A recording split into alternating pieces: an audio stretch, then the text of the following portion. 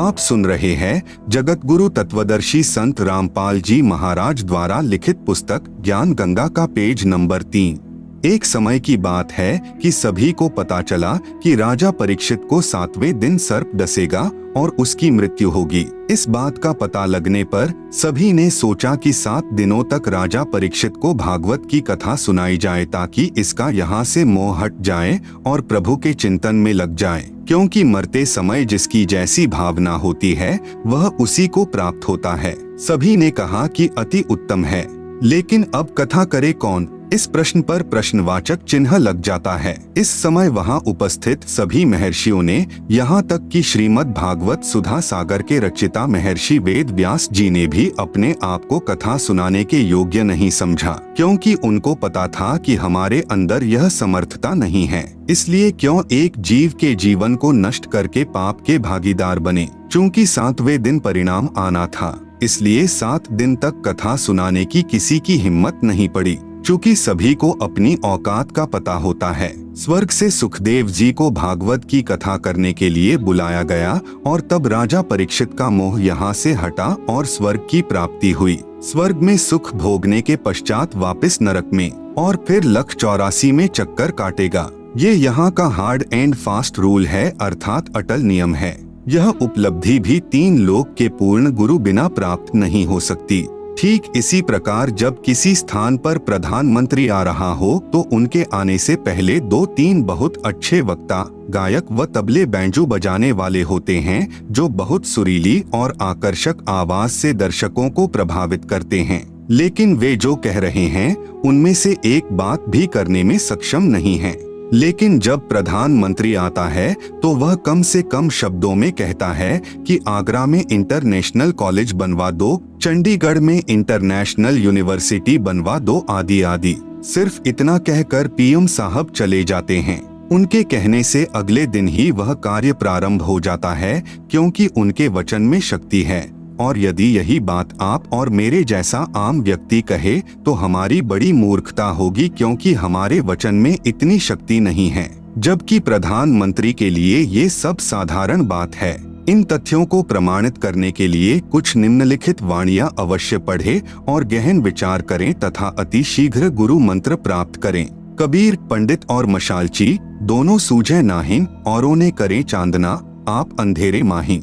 कबीर करनी तज कथनी कथे, अज्ञानी दिन रात कुकर ज्यों भौंकत फिरें, सुनी सुनाई बात। गरीब बीजक की बाता कहें, बीजक नाही हाथ, पृथ्वी डोबन उतरे, कहे कहे मीठी बात। गरीब बीजक की बाता कहें, बीजक नाहिन पास, औरों को प्रमोद ही, आपन चले निराश। गरीब कथनी के शूरे घने, कथे अटंबर ज्ञान, बाहर जवाब आवे नहीं, लीद करे मैदान। आप सुन रहे हैं जगत गुरु तत्वदर्शी संत रामपाल जी महाराज द्वारा लिखित पुस्तक ज्ञान गंगा का पेज नंबर 4। कथा करना व नाम उपदेश देना कोई बच्चों का खेल नहीं है कि ली काख में पोथी, चलो मैं भी कथा कर देता हूँ, चलो मैं भी रामायण का पाठ कर देता हूँ, गीता जी का पाठ कर देता हूँ, ग्रंथ साहेब का पाठ कर देता हूँ, अर्थात सत्संग कर देता हूँ और नाम भी दे देता हूँ, आदि आदि। पूर्ण संत को ही कथा करने व उपदेश देने का अधिकार होता है और उस कथा का समापन भी वही कर सकता है। चूंकि पूर्ण संत के शब्द में शक्ति होती है, जैसे सुखदेव के शब्द में थी।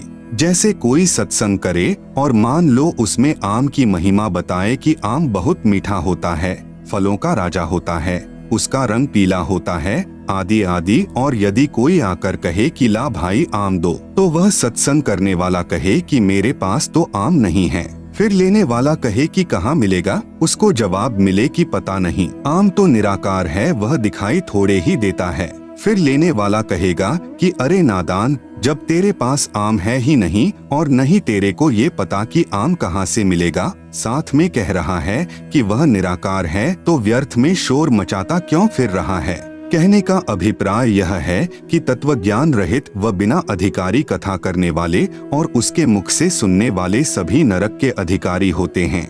यदि कोई व्यक्ति अपने आप ही गुरु बनकर शिष्य बना लेता है तो समझो अपने सिर पर भार चढ़ा लेता है, क्योंकि परमेश्वर का नियम है कि जब तक शिष्य पार नहीं होगा तब तक गुरु को बार बार जन्म लेते रहना पड़ता है।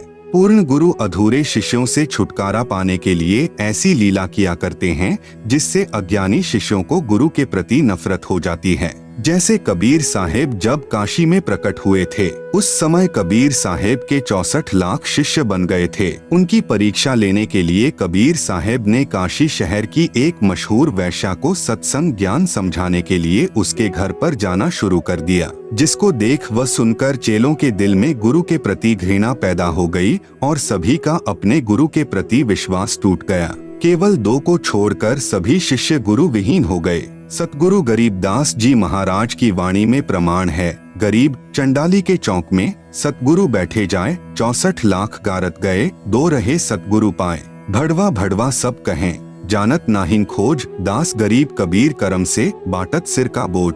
हम आपसे यही प्रार्थना करना चाहते हैं कि सोच विचार कर सौदा करो।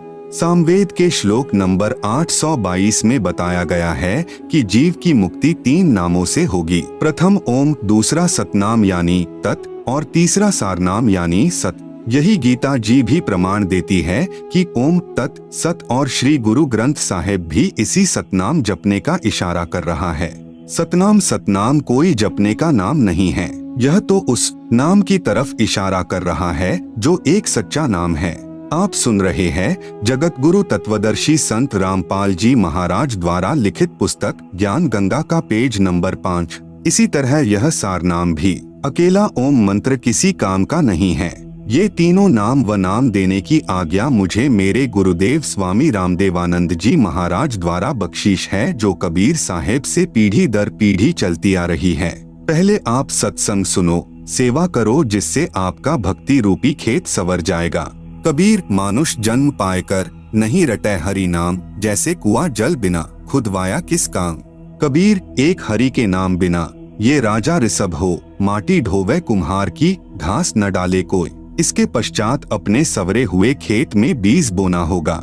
शास्त्रों यानी कबीर साहेब की वाणी, वेद, गीता, पुराण, कुरान, धर्मदास साहेब आदि संतों की वाणी के अध्ययन से मुक्ति नहीं होगी। इन सभी शास्त्रों का एक ही सार यानी निचोड़ है कि पूर्ण मुक्ति के लिए पूर्ण परमात्मा कबीर साहेब के प्रतिनिधि संत यानी जिनको उनके गुरु द्वारा नाम देने की आज्ञा भी हो, से नाम उपदेश लेकर आत्म कल्याण करवाना चाहिए। यदि नाम नहीं लिया तो नाम बिना सूना नगर, पड़या सकल में शोर, लूट न लूटी बंदगी, हो गया हंसा भोर। अदली आरती अदल अजूनी, नाम बिना है काया सूनी, झूठी काया खाल लुहारा। इंगला पिंगला सुषमन द्वारा, कृतधनी भूले नर लोई, जा घट निश्चय नाम न होई। सो नर कीट पतंग भुजंगा, 84 में धर है अंगा। यदि बीज नहीं बीजा तो आत्मा रूपी खेत की गुड़ाई अर्थात तैयारी करना व्यर्थ हुआ। कहने का अभिप्राय यह है कि इनसे आपको ज्ञान होगा जो कि आवश्यक है, परंतु पूर्ण गुरु द्वारा नाम उपदेश लेना अर्थात बीज बीजना भी अति आवश्यक है। नाम भी वही जपना होगा जो कि गुरु नानक साहेब ने जपा, गरीबदास साहेब ने जपा, धर्मदास साहेब आदि संतों ने जपा। इसके अतिरिक्त अन्य नामों से जीव की मुक्ति नहीं होगी। इसलिए आप सभी ने नाम उपदेश लेकर अपना भक्ति रूपी धन जोड़ना प्रारंभ करना चाहिए और अन्य सभी को भी बताना चाहिए। जितना जल्दी हो सके उतना जल्दी, चूंकि न जाने कब और किस समय इस शरीर का पूरा होने का समय आ जाए। गुरु नानक देव जी भी कहते हैं कि ना जाने ये काल की कर डारे, किस विधि ढल जा पासावे, जिन्हादे सिरते मौत खुड़क दी, उन्हानु केड़ा हासावे। कबीर साहेब कहते हैं कि कबीर श्वास श्वास में नाम जपो, व्यर्था श्वास मत खोए, न जाने इस श्वास का आवन हो के ना होए। आप सुन रहे हैं जगत गुरु तत्वदर्शी संत रामपाल जी महाराज द्वारा लिखित पुस्तक ज्ञान गंगा का पेज नंबर 6।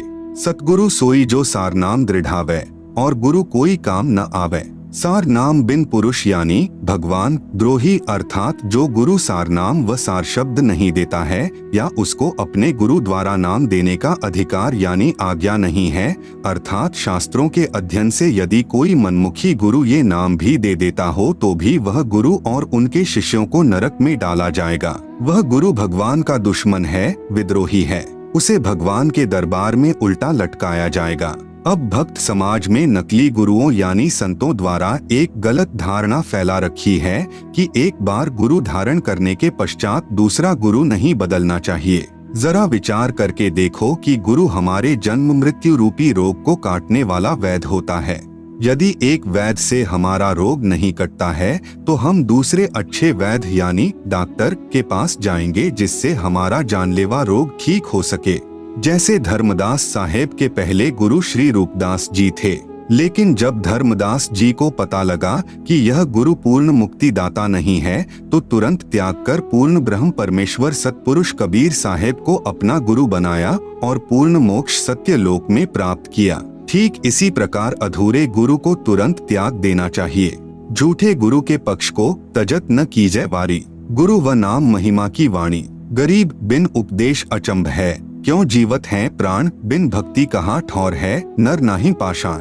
गरीब एक हरि के नाम बिना, नारी कुतिया हो, गली गली भौंकत फिरे, टूक ना डाले को। गरीब बीबी पड़दे रहे थी, ड्योढ़ी लगती बार गात उघाड़े फिरती हैं, बन कुतिया बाजार। गरीब नकबेसर नक से बनी, पहरत हार हमेल, सुंदरी से सुनही यानी कुतिया बनी, सुनी साहिब के खेल। कबीर हरि के नाम बिना, राजा ऋषभ होए, माटी लदे कुम्हार के, घास ना डाले कोय। कबीर रामकृष्ण से कौन बड़ा, उन्हों भी गुरु कीन्ह, तीन लोक के वे धनी, गुरु आगे आधी। कबीर गर्भ योगेश्वर गुरु बिना, लागा हरि की सेव, कहे कबीर स्वर्ग से फेर दिया सुख दे। कबीर राजा जनक से नाम ले, किन्हीं हरि की सेव यानी पूजा, कहे कबीर बैकुंठ में उल्ट मिले सुख दे। कबीर सतगुरु के उपदेश का लाया एक विचार, जय सतगुरु मिलते नहीं, जाता नरक द्वार। आप सुन रहे हैं जगत गुरु तत्वदर्शी संत रामपाल जी महाराज द्वारा लिखित पुस्तक ज्ञान गंगा का पेज नंबर 7। कबीर नरक द्वार में दूत सब करते खेचातान, उनते कभू ना छुटता, फिर फिरता चारों खान। कबीर चार खानी में भ्रमता, कभू ना लगता पार, सो फेरा सब मिट गया, सतगुरु के उपकार। कबीर सात समुद्र मसी करूं, लेखनी करूं बनराए, धरती का कागज करूं, गुरु गुण लिखा न जाए। कबीर गुरु बड़े गोविंद से, मन में देख विचार, हरि सुमरे सो रह गए, गुरु भजे हुए पार। कबीर गुरु गोविंद दो खड़े, काके लागू पाए, बलिहारी गुरु आपने, जिन गोविंद दिया मिलाए। कबीर हरि के रूठता, गुरु की शरण में जाए, कबीर गुरु जय रूठ जा, हरि नहीं होत सहाय। नाम कौन से राम का जपना है, गीता जी के अध्याय नंबर 15 का श्लोक नंबर 16। द्व इमौ पुरुषो लोके क्षरः च अक्षरः एव च क्षरः सर्वाणि भूतानि कूटस्थः अक्षरः उच्यते। अनुवाद: इस संसार में दो प्रकार के भगवान हैं, नाशवान और अविनाशी, और ये संपूर्ण भूत प्राणियों के शरीर तो नाशवान और जीवात्मा अविनाशी कहा जाता है। गीता जी के अध्याय नंबर 15 का श्लोक नंबर 17। उत्तमः पुरुषः तो अन्यः परमात्मा इति उदाहृतः यह लोकत्रयम् आविश्य बिभर्ति अव्ययः ईश्वरः। अनुवाद: उत्तम भगवान तो अन्य ही है, जो तीनों लोकों में प्रवेश करके सबका धारण पोषण करता है, एवं अविनाशी परमेश्वर परमात्मा इस प्रकार कहा गया है। कबीर अक्षर पुरुष एक पेड़ है, निरंजन वाकीदार, त्रिदेवा यानी ब्रह्मा विष्णु शिव शाखा भय, पात भया संसार। कबीर तीन देव को सब कोई ध्यावे, चौथा देव का मरम न पावे, चौथा छांडी पंचम ध्यावे, कहे कबीर सो हमरे आवे। कबीर तीन गुणन की भक्ति में, भूली परियो संसार, कहे कबीर निज नाम बिन कैसे उतरे पार। कबीर ओंकार नाम ब्रह्म यानी काल का, यह करता मती जानी, साचा शब्द कबीर का, पर्दा माहिन पहचानी। कबीर तीन लोक सब राम जपत है, जान मुक्ति को धाम, रामचंद्र वशिष्ठ गुरु किया, तिन कही सुनायो नाम। कबीर रामकृष्ण अवतार हैं, इनका नाही संसार, जिन साहब संसार किया, सो किन्हु न जन्म्या नारी। कबीर चार भुजा के भजन में, भूली परे सब संत, कबीरा सुमिरै तासु को, जाके भुजा अनंत। आप सुन रहे हैं जगत गुरु तत्वदर्शी संत रामपाल जी महाराज द्वारा लिखित पुस्तक ज्ञान गंगा का पेज नंबर 8। कबीर वाशिष्ठ मुनि से तत्वेता ज्ञानी, शोध कर लग्न धरे, सीता हरण मरण दशरथ को, बन बन राम फिरे। कबीर समुद्र पाटी लंका गए, सीता को भरतार, ताही अगस्त मुनि पिए गयो, इनमें को करतार। कबीर गोवर्धन कृष्ण जी उठाया, द्रोणागिरि हनुमंत, शेष नाग सब सृष्टि उठाई, इनमें को भगवंत। गरीब दुर्वासा को पेतहा, समझ न आई नीच, 56 कोटि यादव कटे, मची रुधिर की कीच। कबीर काटे बंधन विपत्ति में, कठिन किया संग्राम, चीन्होरे नर प्राणियां, गरुड़ बड़ों की राम। कबीर कह कबीर चित चेथु, शब्द करो निरुवार, श्री रामचंद्र को करता कहत हैं, भूली परियो संसार। कबीर जिन राम कृष्ण निरंजन किया, सो तो करता न्यार, अंधा ज्ञान न बूझई, कहे कबीर विचार। कबीर तीन गुणन यानी ब्रह्मा विष्णु शिव की भक्ति में भूल पड़ियो संसार, कहे कबीर निज नाम बिना कैसे उतरो पार। शब्द संत रामपाल दास जी महाराज द्वारा रचित। युद्ध जीत कर पांडव खुशी हुए अपार, इंद्रप्रस्थ की गद्दी पर युधिष्ठिर की सरकार। एक दिन अर्जुन पूछता, सुन कृष्ण भगवान, एक बार फिर सुना दियो वो निर्मल गीता ज्ञान। घमासान युद्ध के कारण भूल पड़ी है मोहे, ज्यों का त्यों कहना भगवन तनिक न अंतर होए। ऋषि मुनि और देवता सबको रहे तुम खाए, इनको भी नहीं छोड़ा आपने, रहे तुम्हारा ही गुण गाए। कृष्ण बोले अर्जुन से, यह गलती क्यों किन्ह, ऐसे निर्मल ज्ञान को भूल गया बुद्धिहीन। अब मुझे भी कुछ याद नहीं, भूल पड़ी निदान, ज्यों का त्यों उस गीता का मैं नहीं कर सकता गुणगान। स्वयं श्री कृष्ण को याद नहीं और अर्जुन को धमकावे, बुद्धि काल के हाथ है, चाहे त्रिलोकी नाथ कहलावे। ज्ञानहीन प्रचार का ज्ञान कथे दिन रात, जो सर्व को खाने वाला कहें उसी की बात। सब कहें भगवान कृपालु है, कृपा करे दयाल, जिसकी सब पूजा करें वह स्वयं कहे मैं काल। आप सुन रहे हैं जगत गुरु तत्वदर्शी संत रामपाल जी महाराज द्वारा लिखित पुस्तक ज्ञान गंगा का पेज नंबर 9। मारे खावे सबको वह कैसा कृपाल, कुत्ते गधे स्वर बनावे है, फिर भी दीन दयाल। बाइबल वेद कुरान है जैसे चांद प्रकाश, सूरज ज्ञान कबीर का करे तिमर का नाश। रामपाल साची कहे करो विवेक विचार, सतनाम व सारनाम यही मंत्र है सार। कबीर हमारा राम है, वो है दीन दयाल, संकट मोचन कष्ट हरण, गुण गावे रामपाल। शब्द संत रामपाल दास जी महाराज द्वारा रचित।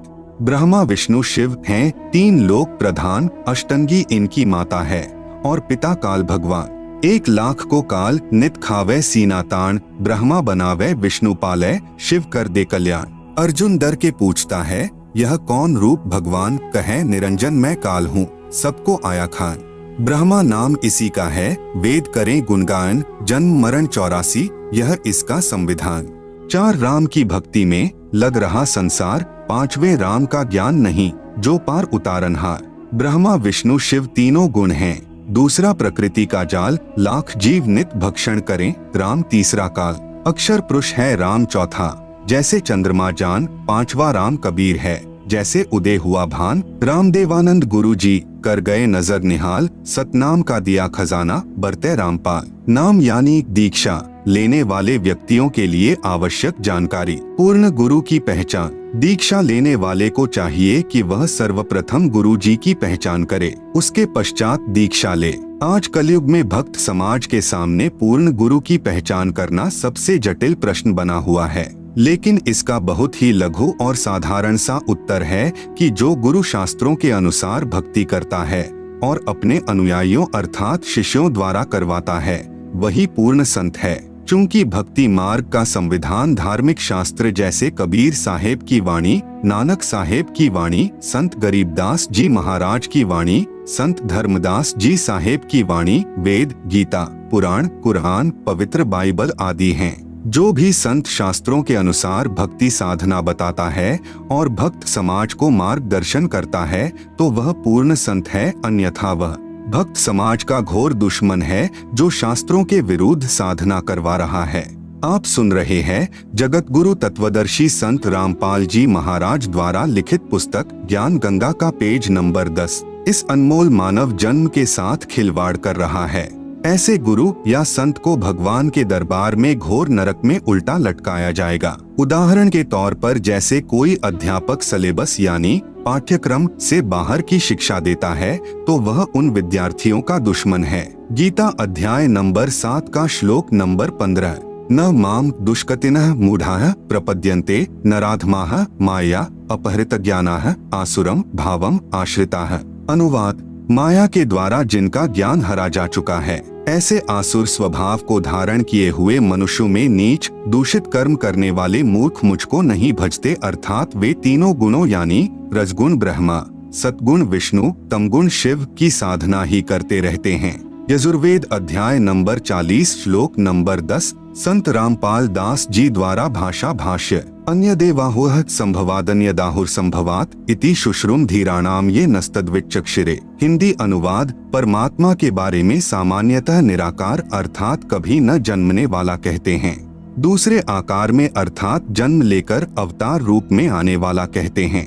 जो टिकाऊ अर्थात पूर्ण ज्ञानी अच्छी प्रकार सुनाते हैं, उसको इस प्रकार सही तौर पर वही समरूप अर्थात यथार्थ रूप में भिन्न भिन्न रूप से प्रत्यक्ष ज्ञान करवाते हैं। गीता अध्याय नंबर 4 का श्लोक नंबर 34। तत् विद्धि प्रणिपातेन परिप्रश्नेन सेव्या उपदेक्ष्यन्ति ते ज्ञानम ज्ञानिनः तत्वदर्शिनः।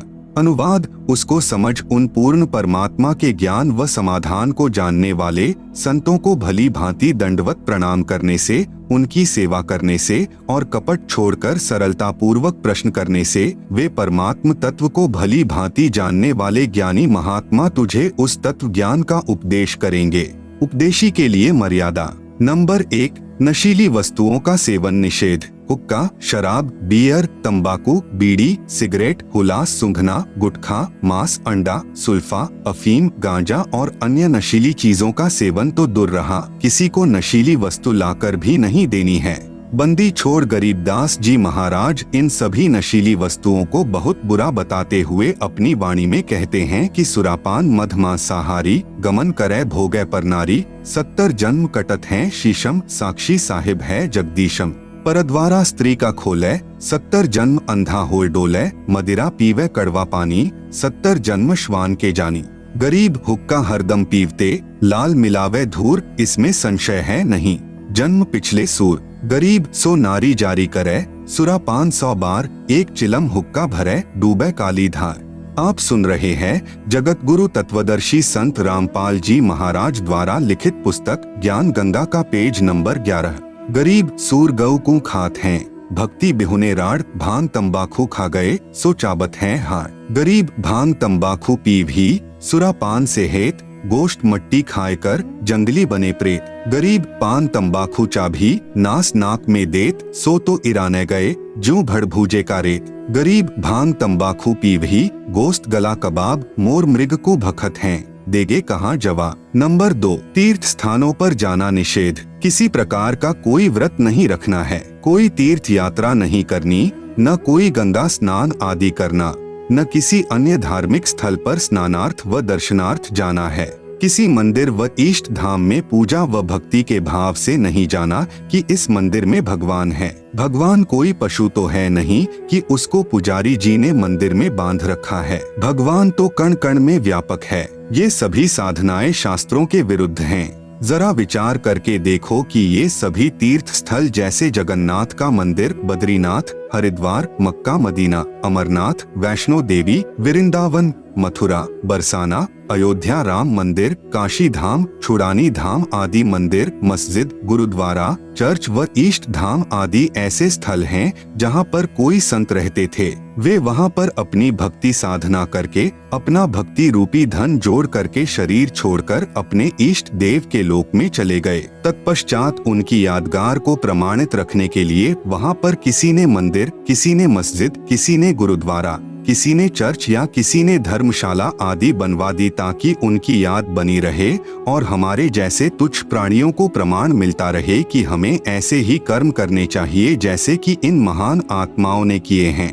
ये सभी धार्मिक स्थल हम सभी को यही संदेश देते हैं कि जैसे भक्ति साधना इन नामी संतों ने की है ऐसी ही आप करो। इसके लिए आप इसी तरीके से साधना करने वाले व बताने वाले संतों की तलाश करो और फिर जैसा वे कहें वैसा ही करो। लेकिन बाद में इन स्थानों की ही पूजा प्रारंभ हो गई जो कि बिल्कुल व्यर्थ है और शास्त्रों के विरुद्ध है। ये सभी स्थान तो एक ऐसे स्थान की भांति हैं जहां पर किसी हलवाई ने भट्ठी बनाकर जलेबी, लड्डू आदि बनाकर स्वयं खाकर और अपने सगे साथियों को खिलाकर चले गए। उसके बाद में उस स्थान पर न तो वह हलवाई है और न ही मिठाई, फिर तो वहाँ केवल भट्ठी ही है। वह न तो हमारे को मिठाई बनाना सिखा सकती है और न ही हमारा पेट यानी उदर भर सकती है।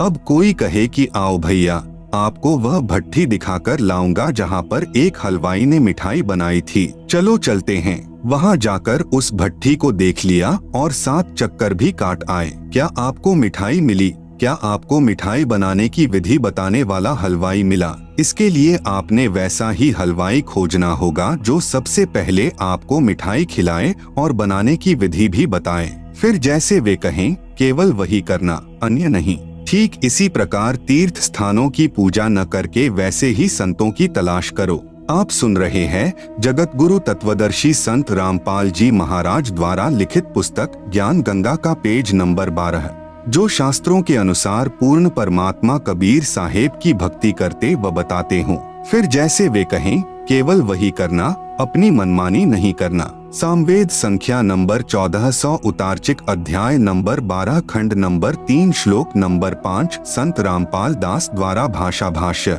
भद्रा वस्त्रा समन्यावसानो महान कविर्निवचनानि शंसन आवच्यस्व चंबोह पूयमानो विचक्षणो जागे विरदेवीतो। हिंदी। चतुर व्यक्तियों ने अपने वचनों द्वारा पूर्ण परमात्मा यानी पूर्ण ब्रह्म की पूजा का सत्यमार्ग दर्शन न करके अमृत के स्थान पर आन उपासना जैसे भूत पूजा, पितर पूजा, श्राद्ध निकालना, तीनों गुणों की पूजा यानी रजगुण ब्रह्मा, सतगुण विष्णु, तमगुण शंकर तथा ब्रह्म काल की पूजा मंदिर, मस्जिद, गुरुद्वारों, चर्चों व तीर्थ, उपवास तक की उपासना रूपी फोड़े व घाव से निकले मवाद को आदर के साथ आचमन करवा रहे होते हैं।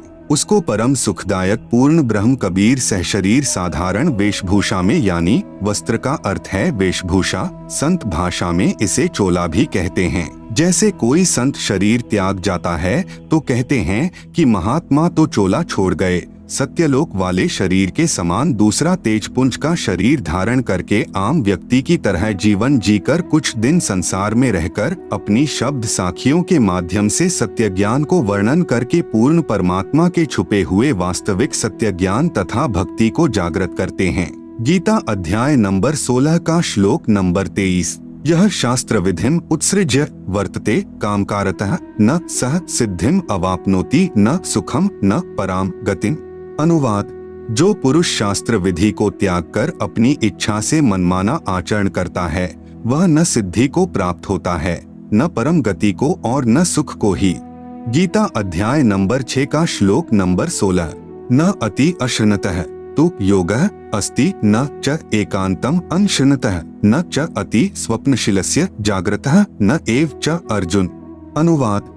हे अर्जुन, यह योग अर्थात भक्ति न तो बहुत खाने वाले का और न बिल्कुल न खाने वाले का, न एकांत स्थान पर आसन लगाकर साधना करने वाले का तथा न बहुत शयन करने के स्वभाव वाले का और न सदा जागने वाले का ही सिद्ध होता है। पूजय देई धाम को शीश हलावे जो, गरीब दास साची कहे हद काफिर है सो। कबीर गंगा काठे घर करे पीवे निर्मल नीर, मुक्ति नहीं हरि नाम बिन सतगुरु कहे कबीर। कबीर तीर्थ कर कर जग मुवा, उड़े पानी नहाए, राम ही नाम ना जपा काल घसीटे जाए। गरीब पीतल ही का थाल है, पीतल का लोटा, जड़ मूरत को पूजते आवेगा टोटा। गरीब पीतल चमचा पूजिए जो थाल परोसे, जड़ मूरत किस काम की मती रहो भरोसे। कबीर पर्वत पर्वत में फिरिया, कारण अपने राम, राम सरीखे जन मिले जिन सारे सब काम। आप सुन रहे हैं जगत गुरु तत्वदर्शी संत रामपाल जी महाराज द्वारा लिखित पुस्तक ज्ञान गंगा का पेज नंबर 13 नंबर 3 देवी देवता तथा पितर पूजा निषेध। किसी प्रकार की पितर पूजा, श्राद्ध निकालना आदि कुछ नहीं करना है।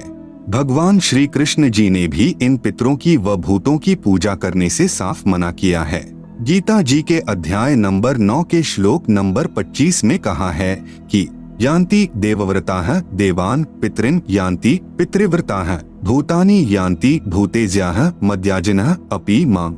अनुवाद। देवताओं को पूजने वाले देवताओं को प्राप्त होते हैं, पितरों को पूजने वाले पितरों को प्राप्त होते हैं, भूतों को पूजने वाले भूतों को प्राप्त होते हैं और मतानुसार पूजन करने वाले भक्त मुझसे ही लाभान्वित होते हैं। बंदी छोड़ गरीबदास जी महाराज और कबीर साहिब जी महाराज भी कहते हैं, गरीब भूत रमैसो भूत है, देव रमैसो देव, राम रमैसो राम है, सुनो सकल सुरभेद। इसलिए उस पूर्ण परमात्मा परमेश्वर की भक्ति करो जिससे पूर्ण मुक्ति होवे।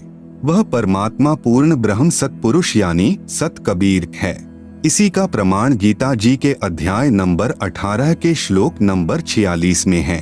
यतः प्रवृत्तिर्भूतानां येन सर्वमिदं ततम् स्वकर्मणा तमभ्यर्च्य सिद्धिं विन्दति मानवः। अनुवाद, जिस परमेश्वर से संपूर्ण प्राणियों की उत्पत्ति हुई है और जिससे यह समस्त जगत व्याप्त है, उस परमेश्वर की अपने स्वाभाविक कर्मों द्वारा पूजा करके मनुष्य परम सिद्धि को प्राप्त हो जाता है। गीता अध्याय नंबर 18 का श्लोक नंबर 62। तमेव शरणं गच्छ सर्वभावेन भारत तत्प्रसादात् पराम शांतिम स्थानम प्राप्स्यसि शाश्वतम। अनुवाद, हे भरतवंशोभ द्रव अर्जुन, तू सर्वभाव से उस परमेश्वर की ही शरण में चला जा। उसकी कृपा से तू परम शांति को और अविनाशी स्थान को प्राप्त हो जाएगा। सर्वभाव का तात्पर्य है कि कोई अन्य पूजा न करके मन, कर्म, वचन से एक परमेश्वर में आस्था रखना। गीता अध्याय नंबर 8 का श्लोक नंबर 22। पुरुषः सपरः पार्थ भक्त्या लभ्यस्त्वनन्यया यस्यान्तः स्थानि भूतानि येन सर्वमिदं ततम्। अनुवाद, हे पृथानंदन अर्जुन, संपूर्ण प्राणी जिसके अंतर्गत हैं और जिससे यह संपूर्ण संसार व्याप्त है, वह परम पुरुष परमात्मा तो अनन्य भक्ति से प्राप्त होने योग्य है। अनन्य भक्ति का तात्पर्य है एक परमेश्वर यानी पूर्ण ब्रह्म की भक्ति करना, दूसरे देवी देवताओं अर्थात तीनों गुणों यानी रजगुण ब्रह्मा, सतगुण विष्णु, तमगुण शिव की नहीं। आप सुन रहे हैं जगत गुरु तत्वदर्शी संत रामपाल जी महाराज द्वारा लिखित पुस्तक ज्ञान गंगा का पेज नंबर 14, गीता जी के अध्याय नंबर 15 का श्लोक नंबर 1 से 4। गीता अध्याय नंबर 15 का श्लोक नंबर 1। उधर्वमूलम अधः शाखम अश्वत्थम प्राहुः अव्ययम छंदासी यस्य पर्णानि यह तम वेद सह वेदवित्। अनुवाद, ऊपर को जड़ वाला, नीचे को शाखा वाला अविनाशी विस्तृत संसार रूपी पीपल का वृक्ष है, जिसके छोटे छोटे हिस्से या टहनियां, पत्ते कहे हैं। उस संसार रूप वृक्ष को जो इस प्रकार जानता है, वह पूर्ण ज्ञानी अर्थात तत्वदर्शी है। गीता अध्याय नंबर 15 का श्लोक नंबर 2। अधः च ऊर्ध्वं प्रसृताः तस्य शाखाः गुण प्रवृद्धाः विश्व प्रवालाः अधः च मूलानि अनुसंततानि कर्मानुबंधीनि मनुष्यलोके। अनुवाद, उस वृक्ष की नीचे और ऊपर तीनों गुणों ब्रह्मा रजगुण, विष्णु सतगुण, शिव तमगुण रूपी फैली हुई विकार काम, क्रोध, मोह, लोभ, अहंकार रूपी कोपल डाली ब्रह्मा, विष्णु, शिव ही जीव को कर्मों में बांधने की भी जड़ें अर्थात मूल कारण हैं, तथा मनुष्य लोक, स्वर्ग, नरक लोक, पृथ्वी लोक में नीचे यानी 84 लाख जूनियों में ऊपर व्यवस्थित किए हुए हैं। गीता अध्याय नंबर 15 का श्लोक नंबर 3। न रूपम अस्य इह तथा उपलभ्यते न अंतः न च आदिह न च संप्रतिष्ठा अश्वत्थम एनम सुविरूढ़ मूलम असंशस्त्रेण देढ़ेन छित्वा। अनुवाद, इस रचना का न शुरुआत तथा न अंत है, न वैसा स्वरूप पाया जाता है तथा यहाँ विचार काल में अर्थात मेरे द्वारा दिया जा रहा गीता ज्ञान में पूर्ण जानकारी मुझे भी नहीं है, क्योंकि सर्व ब्रह्मांडों की रचना की अच्छी तरह स्थिति का मुझे भी ज्ञान नहीं है। इस अच्छी तरह स्थायी स्थिति वाला मजबूत स्वरूप वाले निर्लेप तत्व ज्ञान रूपी दृढ़ शस्त्र से अर्थात निर्मल तत्व ज्ञान के द्वारा काटकर अर्थात निरंजन की भक्ति को क्षणिक जानकर गीता अध्याय नंबर 15 का श्लोक नंबर 4। ततः पदम तत्परिमार्गितव्यम यस्मिंगता न निवर्तन्ति भूयः तमेव चाद्यम पुरुषम प्रपद्ये यतः प्रतृति प्रसृता पुराणी। अनुवाद, उसके बाद उस परम पद परमात्मा की खोज करनी चाहिए जिसको प्राप्त हुए मनुष्य फिर लौटकर संसार में नहीं आते और जिससे अनादिकाल से चली आने वाली यह सृष्टि विस्तार को प्राप्त हुई है। उस आदि पुरुष परमात्मा के ही मैं शरण हूँ। इस प्रकार स्वयं भगवान श्री कृष्ण ने इंद्र जो देवी देवताओं का राजा है की पूजा भी छुड़वाकर उस परमात्मा की भक्ति करने के लिए ही प्रेरणा दी थी, जिस कारण उन्होंने गोवर्धन पर्वत को उठाकर इंद्र के कोप से ब्रजवासियों की रक्षा की। गरीब इंद्र चढ़ा ब्रिज डुबोवन, भीगा भीत न लेव, इंद्र कढ़ाई होत जगत में, पूजा खा गए दे। कबीर, इस संसार को समझाओ कै बार, पूछ जो पकड़े भेड़ की, उतरा चाहे पार। आप सुन रहे हैं जगत गुरु तत्वदर्शी संत रामपाल जी महाराज द्वारा लिखित पुस्तक ज्ञान गंगा का पेज नंबर 15 नंबर 4। गुरु आज्ञा का पालन। गुरुदेव जी की आज्ञा के बिना घर में किसी भी प्रकार का धार्मिक अनुष्ठान नहीं करवाना है। जैसे बंदी छोड़ अपनी वाणी में कहते हैं कि गुरु बिन यज्ञ हवन जो कर ही, मिथ्या जावे कब हो नहीं फल ही। कबीर, गुरु बिन माला फेरते, गुरु बिन देते दान, गुरु बिन दोनों निष्फल हैं, पूछो वेद पुराण। नंबर 5। माता मसानी पूजना निषेध। आपने खेत में बनी मंडी या किसी खेड़े आदि की या किसी अन्य देवता की समाध नहीं पूजनी है। समाध चाहे किसी की भी हो, बिल्कुल नहीं पूजनी है। अन्य कोई उपासना नहीं करनी है। यहाँ तक कि तीनों गुणों यानी ब्रह्मा, विष्णु, शिव की पूजा भी नहीं करनी है। केवल गुरु जी के बताए अनुसार ही करना है। गीता अध्याय नंबर 7 का श्लोक नंबर 15। न माम दुष्कृतिन मूढ़ाः प्रपद्यन्ते नराधमाः माया अपहृत ज्ञानाः आसुरम भावम आश्रिताः। अनुवाद: माया के द्वारा जिनका ज्ञान हरा जा चुका है, ऐसे आसुर स्वभाव को धारण किए हुए मनुष्य नीच दूषित कर्म करने वाले मूर्ख मुझको नहीं भजते, अर्थात वे तीनों गुणों यानी रजगुण ब्रह्मा, सतगुण विष्णु, तमगुण शिव की साधना ही करते रहते हैं। कबीर माई मसानी शेड शीतला, भैरव भूत हनुमंत, परमात्मा उनसे दूर है जो इनको पूजंत। कबीर 100 वर्ष तो गुरु की सेवा, एक दिन आन उपासी, वो अपराधी आत्मा, परकाल की फांसी। गुरु को तजय भजय जो आना, ता पशुवा को फोकट ज्ञाना। नंबर 6 संकट मोचन कबीर साहेब हैं। कर्म कष्ट यानी संकट होने पर कोई अन्य इष्ट देवता की या माता मसानी आदि की पूजा कभी नहीं करनी है, न किसी प्रकार की बुझा पड़वानी है। केवल बंदी छोड़ कबीर साहिब को पूजना है, जो सभी दुखों को हरने वाले संकट मोचन हैं। सामवेद संख्या नंबर 822 उतारचिक अध्याय 3 खंड नंबर 5 श्लोक नंबर 8। संत रामपाल दास द्वारा भाषा भाष्य। मनीषिभ्यः पवते पूर्व्यः कविर्नृभिर्यत् परिकोशाम अशिष्यदत् त्रितस्य नाम जनयन मधुक शरण्येन्द्रस्य वायुम सख्याय वर्धयन। हिंदी: सनातन अर्थात अविनाशी कबीर परमेश्वर हृदय से चाहने वाले, श्रद्धा से भक्ति करने वाले भक्तात्मा को 3 मंत्र उपदेश देकर पवित्र करके जन्म व मृत्यु से रहित करता है, तथा उसके प्राण अर्थात जीवन श्वासों को जो संस्कारवश अपने मित्र अर्थात भक्त के गिनती के डाले हुए होते हैं, को अपने भंडार से पूर्ण रूप से बढ़ाता है, जिस कारण से परमेश्वर के वास्तविक आनंद को अपने आशीर्वाद प्रसाद से प्राप्त करवाता है। कबीर देवी देव ठाढ़े भये, हमको ठौर बताओ, जो मुझ यानी कबीर को पूजे नहीं, उनको लूटो खाओ। गरीब काल जो पीसे पीसना, जौरा है पनिहार, ये 2 असल मजूर हैं। सतगुरु के दरबार। आप सुन रहे हैं जगत गुरु तत्वदर्शी संत रामपाल जी महाराज द्वारा लिखित पुस्तक ज्ञान गंगा का पेज नंबर 16।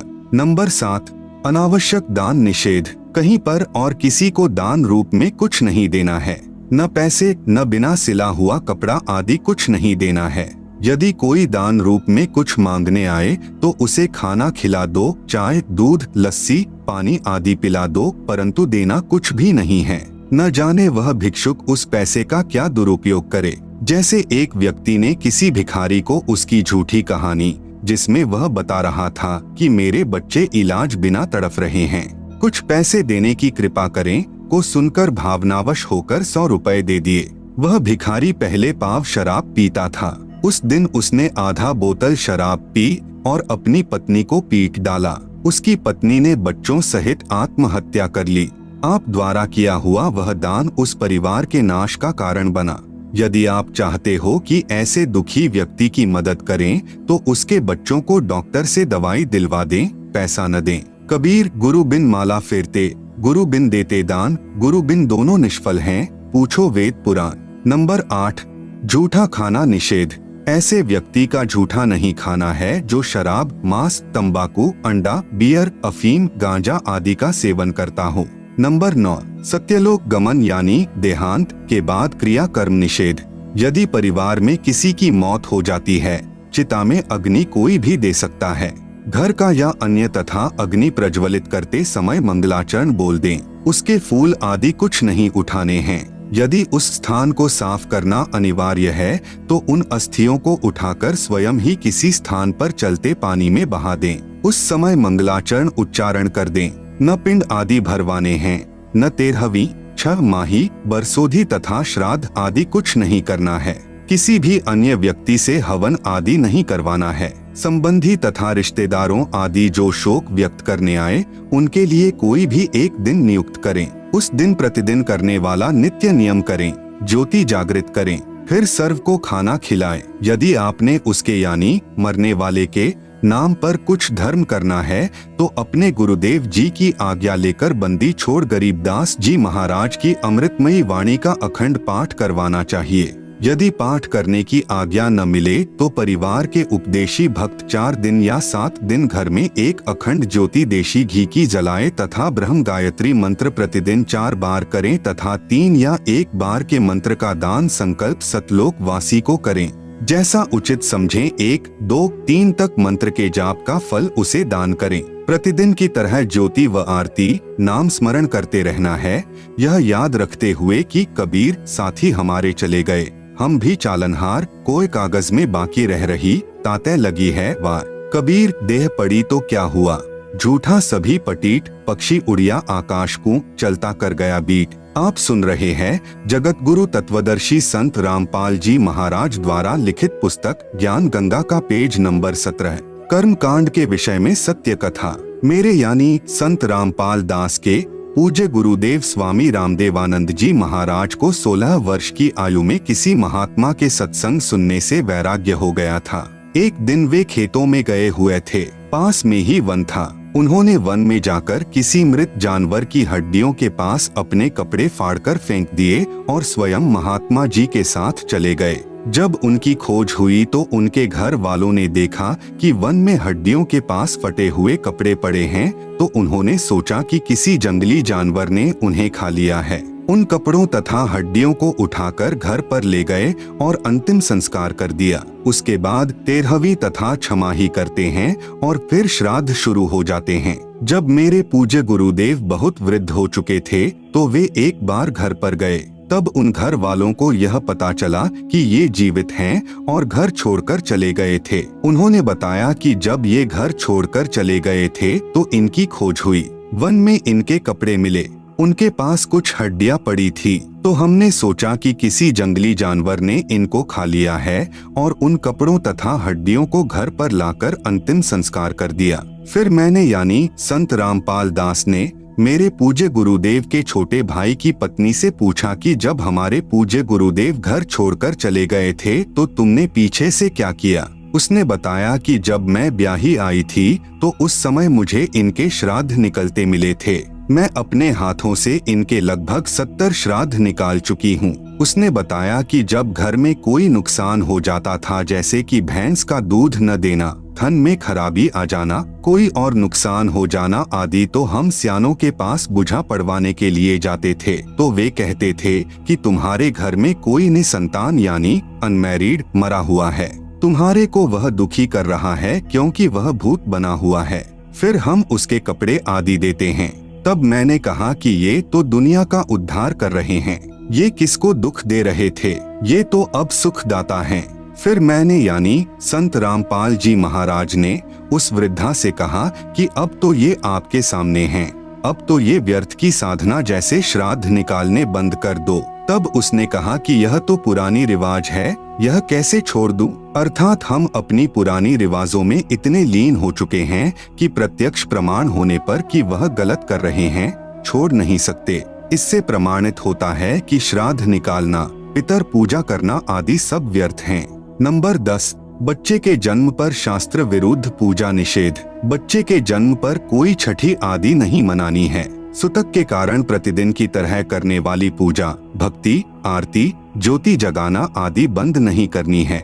आप सुन रहे हैं जगत गुरु तत्वदर्शी संत रामपाल जी महाराज द्वारा लिखित पुस्तक ज्ञान गंगा का पेज नंबर 18। इसी संदर्भ में एक संक्षिप्त कथा बताता हूँ कि एक व्यक्ति की शादी के 10 वर्ष पश्चात पुत्र हुआ था। पुत्र की खुशी में उसने बहुत ही खुशी मनाई। 20-25 गांवों को भोजन के लिए आमंत्रित किया और बहुत ही गाना बजाना हुआ, अर्थात काफी पैसा खर्च किया।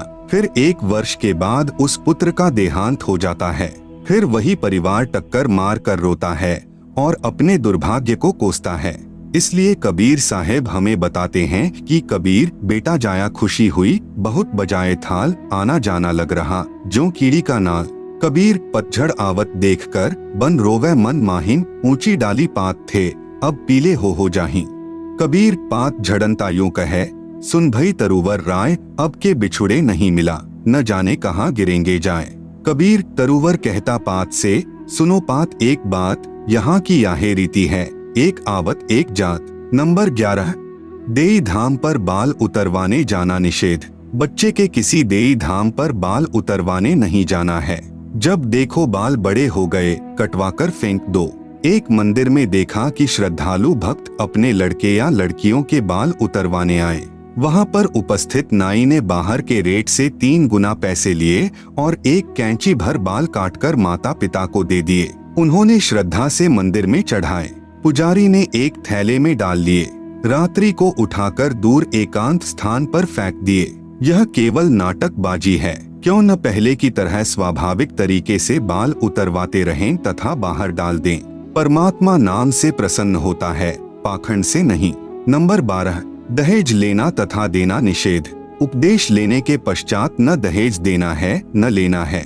नंबर 13, आत्म कल्याण के लिए दीक्षा लें। नाम यानी उपदेश को केवल दुख निवारण की दृष्टिकोण से नहीं लेना चाहिए बल्कि आत्म कल्याण के लिए लेना चाहिए। फिर सुमिरन से सर्व सुख अपने आप आ जाते हैं। कबीर सुमिरन से सुख होत है, सुमिरन से दुख जाए। कहें कबीर सुमिरन किए, साई माहिन समाए। नंबर 14, व्याभिचार निषेध। पराई स्त्री को माँ, बेटी, बहन की दृष्टि से देखना चाहिए। व्याभिचार महापाप है। जैसे गरीब परद्वारा स्त्री का खोले, 70 जन्म अंधा हो डोले। सुरापान मध मांसाहारी, गवन करें भोगे पर नारी, 70 जन्म कटत हैं शीशम, साक्षी साहिब है जगदीशम।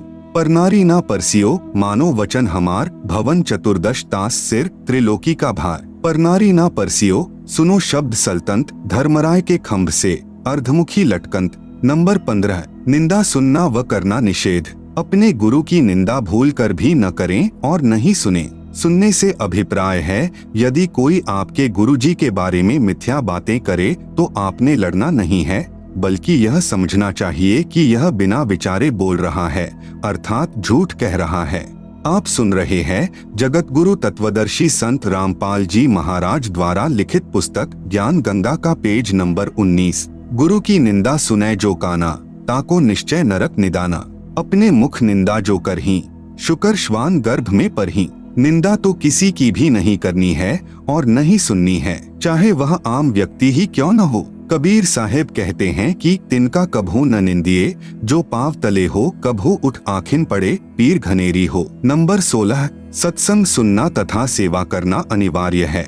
सत्संग में समय मिलते ही आने की कोशिश करे तथा सत्संग में नखरे यानी मान बढ़ाई करने नहीं आवे, अपितु अपने आप को एक बीमार समझकर आवे। जैसे बीमार व्यक्ति चाहे कितने ही पैसे वाला हो, चाहे उच्च पदवी वाला हो, जब अस्पताल में जाता है तो उस समय उसका उद्देश्य केवल रोग मुक्त होना होता है। जहां डॉक्टर लेटने को कहे लेट जाता है, बैठने को कहे बैठ जाता है, बाहर जाने का निर्देश मिले तो बाहर चला जाता है, फिर अंदर आने के लिए आवाज आए तो चुपके से अंदर आ जाता है।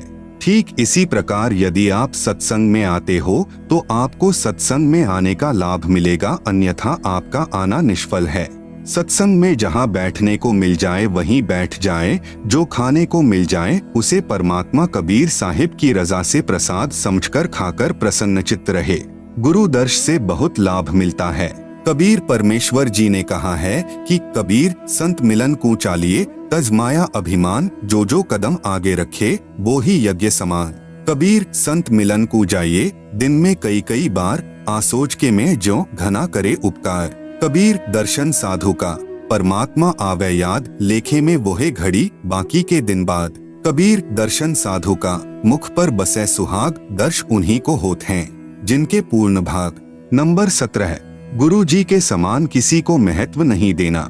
यदि कहीं पर पाठ या सत्संग चल रहा हो या वैसे गुरु जी के दर्शनार्थ जाते हो तो सर्वप्रथम गुरु जी को दंडवत यानी लंबा लेटकर प्रणाम करना चाहिए। बाद में सत ग्रंथ साहिब व तस्वीरों जैसे साहिब कबीर की मूर्ति, गरीबदास जी की व स्वामी रामदेवानंद जी व गुरु जी की मूर्ति को प्रणाम करें, जिससे सिर्फ भावना बनी रहेगी। मूर्ति पूजा नहीं करनी है, केवल प्रणाम करना पूजा में नहीं आता। यह तो भक्त की श्रद्धा को बनाए रखने में सहयोग देता है।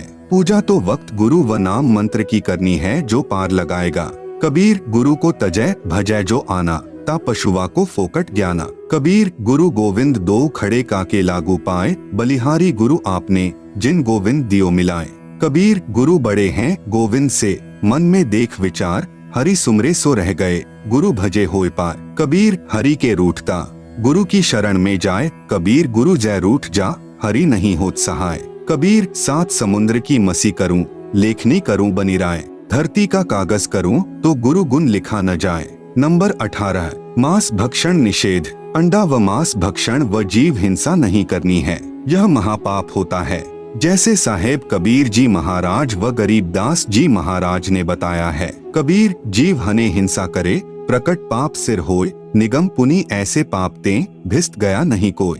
आप सुन रहे हैं जगत गुरु तत्वदर्शी संत रामपाल जी महाराज द्वारा लिखित पुस्तक ज्ञान गंगा का पेज नंबर 20। कबीर तिल भर मछली खाए कर, कोटि गौ दे दान, काशी करौंत ले मरे तो भी नरक निदान। कबीर बकरी पाती खात है, ताकि काढ़ी खाल, जो बकरी को खात है तिनका कौन हवाल। कबीर गला काटी कलमा भरे, किया कहे हलाल, साहब लेखा मांगसी तब होसी कौन हवाल। कबीर दिन को रोजा रहत हैं, रात हनत है गाय, यह खून वह वंदगी, कहूँ क्यों खुशी खुदाए। कबीर कबीरा तेई पीर हैं, जो जाने पर पीर, जो पर पीर न जानी है सो काफिर बेपीर। कबीर खूब खाना है खींचड़ी, माही परी टुक लौन, मांस पराया खाए के गला कटावे कौन। कबीर मुसलमान मारे करद सो, हिंदू मारे तरवार, कहे कबीर दोनों मिली जय यम के द्वार। कबीर मांस आहारी मानव, प्रत्यक्ष राक्षस जानी, ताकि संगति मति करे, होई भक्ति में हानि। कबीर मांस खायते ढेर सब, मद पीवे सो नीच, कुल की दुर्मति पर हरे, राम कहे सो ऊंच। कबीर मांस मछलियां खात हैं, सुरापान से हेत, ते नर नरके जाएंगे माता पिता समेत। गरीब जीव हिंसा जो करते हैं, या आगे क्या पाप, कंटक जुनी जिहान में, सिंह भेड़िया और सांप, झोटे बकरे मुर्गे ताई, लेखा सब ही लेत गुसाई। मृग मोर मारे महमंता, अचराचर हैं जीव अनंता। जिह्वा स्वाद हिते प्राणा, नीमा नाश गया हम जाना। तीतर लवा बुटेरी चिड़िया, खूनी मारे बड़े अगड़िया। अगले बदले लेखे लेखा, समझ देख सुन ज्ञान विवेका। गरीब शब्द हमारा मानियो, और सुनते हो नर नारी, जीव दया बिन कुफर है, चले जमाना हारी। अनजाने में हुई हिंसा का पाप नहीं लगता। परमात्मा कबीर साहिब कहते हैं, इच्छा कर मारे नहीं, बिन इच्छा मर जाए, कहें कबीर तास का पाप नहीं लगाए। नंबर 19, गुरुद्रोही का संपर्क निषेध। यदि कोई भक्त गुरुजी से द्रोह करता है, यानी गुरुजी से विमुख हो जाता है, वह महापाप का भागी हो जाता है। यदि किसी को मार्ग अच्छा न लगे तो अपना गुरु बदल सकता है। यदि वह पूर्व गुरु के साथ बैर व निंदा करता है तो वह गुरुद्रोही कहलाता है। ऐसे व्यक्ति से भक्ति चर्चा करने में उपदेशी को दोष लगता है, उसकी भक्ति समाप्त हो जाती है। आप सुन रहे हैं जगत गुरु तत्वदर्शी संत रामपाल जी महाराज द्वारा लिखित पुस्तक ज्ञान गंगा का पेज नंबर 21। गरीब गुरुद्रोही की पैड़ पर जे पग आवे बीर, 84 निश्चय पड़े सतगुरु कहें कबीर। कबीर जानबूझ साची तजय, करे झूठे से नेह, जाकी संगत है प्रभु स्वपन में भी ना दे। अर्थात गुरुद्रोही के पास जाने वाला भक्ति रहित होकर नरक व लख 84 जूनियों में चला जाएगा। नंबर 20, जुआ निषेध। जुआ ताश कभी नहीं खेलना चाहिए। कबीर मांस भखे और मद पिए, धन वेश्या सो खाए, जुआ खेली चोरी करे, अंत समूला जाए। नंबर 21, नाच गान निषेध। किसी भी प्रकार के खुशी के अवसर पर नाचना व अश्लील गाने गाना भक्ति भाव के विरुद्ध है। जैसे एक समय एक विधवा बहन किसी खुशी के अवसर पर अपने रिश्तेदार के घर पर गई हुई थी। सभी खुशी के साथ नाच गा रहे थे, परंतु वह बहन एक तरफ बैठकर प्रभु चिंतन में लगी हुई थी। फिर उनके रिश्तेदारों ने उससे पूछा कि आप ऐसे क्यों निराश बैठे हो, आप भी हमारे की तरह नाचो, गाओ और खुशी मनाओ। इस पर वह बहन कहती है कि किसकी खुशी मनाऊं, मुझ विधवा का एक ही पुत्र था, वह भी भगवान को प्यारा हो चुका है, अब क्या खुशी है मेरे लिए। ठीक इसी प्रकार इस काल के लोक में प्रत्येक व्यक्ति की स्थिति है। यहाँ पर गुरु नानक देव जी की वाणी है कि न जाने काल की कर डारे, किस विधि ढल जा पासावे, जिन्हादे सिर ते मौत खुरगदी, उन्हानु केड़ा हासावे। साध मिले साड़ी शादी यानी खुशी, होंदी बिछड़दा दिलगिरी यानी दुख वे, अखदे नानक सुनो जिहाना, मुश्किल हाल फकीरी वे। कबीर साहेब जी महाराज भी कहते हैं कि कबीर झूठे सुख को सुख कहे, मान रहा मन मोद, सकल चबीना काल का, कुछ मुख में कुछ गोद। कबीर बेटा जाया खुशी हुई, बहुत बजाए था, आवन जाना लग रहा, ज्यों कीड़ी का नाल। विशेष स्त्री तथा पुरुष दोनों ही परमात्मा प्राप्ति के अधिकारी हैं। स्त्रियों को मासिक धर्म यानी मेंसेस के दिनों में भी अपनी दैनिक पूजा, ज्योति लगाना आदि बंद नहीं करना चाहिए। नहीं किसी के देहांत या जन्म पर भी दैनिक पूजा कर्म बंद नहीं करना है। नोट: जो भक्तजन इन 21 सूत्रीय आदेशों का पालन नहीं करेगा, उसका नाम समाप्त हो जाएगा। यदि अनजाने में कोई गलती हो भी जाती है तो वह माफ हो जाती है, और यदि जानबूझकर कोई गलती की है तो वह भक्त नाम रहित हो जाता है। इसका समाधान यही है कि गुरुदेव जी से क्षमा याचना करके दोबारा नाम उपदेश लेना होगा। कृपया आगे पढ़े उन भक्तों की आप बीती जो शास्त्र विरुद्ध साधना त्याग कर उपरोक्त नियमों का पालन करके कितने सुखी हुए हैं, और पहले सब लोकवेद वाली पूजाएं करके भी महादुखी थे। लेखक संत रामपाल दास महाराज, सतलोक आश्रम, बरवाला, जिला हिसार, हरियाणा, भारत। आप सुन रहे हैं जगत गुरु तत्वदर्शी संत रामपाल जी महाराज द्वारा लिखित पुस्तक ज्ञान गंगा का पेज नंबर 22। संपूर्ण सृष्टि रचना, सूक्ष्म वेद से निष्कर्ष रूप सृष्टि रचना का वर्णन। प्रभु प्रेमी आत्माएं प्रथम बार निम्न सृष्टि की रचना को पढ़ेंगे तो ऐसे लगेगा जैसे दंत कथा हो, परंतु सर्व पवित्र सद्ग्रंथों के प्रमाणों को पढ़कर दांतों तले उंगली दबाएंगे कि यह वास्तविक अमृत ज्ञान कहाँ छुपा था। कृपया धैर्य के साथ पढ़ते रहिए तथा इस अमृत ज्ञान को सुरक्षित रखें। आपकी 101 पीढ़ी तक काम आएगा। पवित्रात्माएं कृपया सत्यनारायण यानी अविनाशी प्रभु सत्पुरुष द्वारा रची सृष्टि रचना का वास्तविक ज्ञान पढ़े। नंबर 1, पूर्ण ब्रह्म। इस सृष्टि रचना में सत्पुरुष सतलोक का स्वामी यानी प्रभु, अलख पुरुष अलख लोक का स्वामी यानी प्रभु, अगम पुरुष अगम लोक का स्वामी यानी प्रभु, तथा अनामी पुरुष अनामी अकह लोक का स्वामी यानी प्रभु, तो एक ही पूर्ण ब्रह्म है जो वास्तव में अविनाशी प्रभु है, जो भिन्न भिन्न रूप धारण करके अपने चारों लोकों में रहता है, जिसके अंतर्गत असंख्य ब्रह्मांड आते हैं। नंबर 2, परब्रह्म। यह केवल 7 संख ब्रह्मांड का स्वामी यानी प्रभु है। यह अक्षर पुरुष भी कहलाता है, परंतु यह तथा इसके ब्रह्मांड भी वास्तव में अविनाशी नहीं है। नंबर 3, ब्रह्म। यह केवल 21 ब्रह्मांड का स्वामी यानी प्रभु है। इसे क्षर पुरुष, ज्योति निरंजन, काल आदि उपमा से जाना जाता है। यह तथा इसके सर्व ब्रह्मांड नाशवान हैं। उपरोक्त तीनों पुरुषों यानी प्रभुओं का प्रमाण पवित्र श्रीमद् भगवत गीता अध्याय 15 श्लोक 16-17 में भी है। नंबर 4, ब्रह्मा। ब्रह्मा इसी ब्रह्म का ज्येष्ठ पुत्र है, विष्णु मध्य वाला पुत्र है तथा शिव अंतिम तीसरा पुत्र है। ये तीनों ब्रह्म के पुत्र केवल एक ब्रह्मांड में एक विभाग यानी गुण के स्वामी यानी प्रभु हैं तथा नाशवान हैं। विस्तृत विवरण के लिए कृपया पढ़ें निम्नलिखित सृष्टि रचना। कबीरदेव यानी कबीर परमेश्वर ने सूक्ष्म वेद अर्थात कबीरबाणी में अपने द्वारा रची सृष्टि का ज्ञान स्वयं ही बताया है, जो निम्नलिखित है। सर्वप्रथम केवल एक स्थान अनामी यानी अनामय लोक था, जिसे अकह लोक भी कहा जाता है। पूर्ण परमात्मा उस अनामी लोक में अकेला रहता था। उस परमात्मा का वास्तविक नाम कबीरदेव अर्थात कबीर परमेश्वर है।